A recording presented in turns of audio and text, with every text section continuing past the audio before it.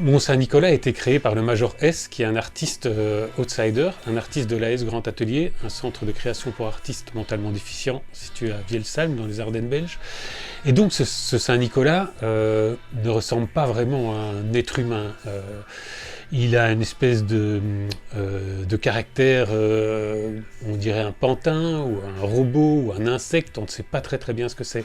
Et pour moi, c'était vraiment important que Saint-Nicolas ne soit pas un humain, c'est pas un vieil homme barbu, blanc, de 65 ans. Non, c'est autre chose. Il est l'incarnation de l'espoir des enfants. Il est la croyance des enfants dans un être humain positif et résilient. Et donc, c'est cet espoir qui va prendre corps, quelque part, s'incarner et venir sauver les enfants de la folie des adultes. Cette histoire de Saint-Nicolas est très simple. Saint-Nicolas se balade dans la campagne.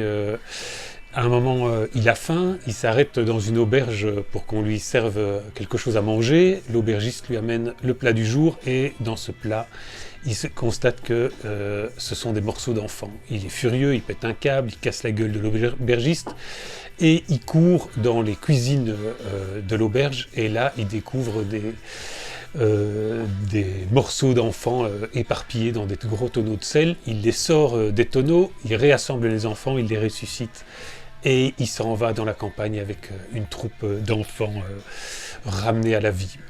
Je trouvais cette légende assez chouette, appropriée pour reconstruire dessus une fable qui parle du monde actuel et de ses problèmes sociétaux et environnementaux. Et donc je me suis dit, je vais pouvoir rapidement faire une petite histoire qui raconte ça en 16 pages. Et finalement, je me suis lancé dans cette histoire et elle m'a comme possédé. J'étais comme dans une espèce d'état d'apnée et je ne contrôlais plus ce qui m'arrivait. Et puis j'ai commencé à travailler et 160 pages sont arrivées d'un geste, comme le geste de colère que Saint-Nicolas va amener dans ce récit.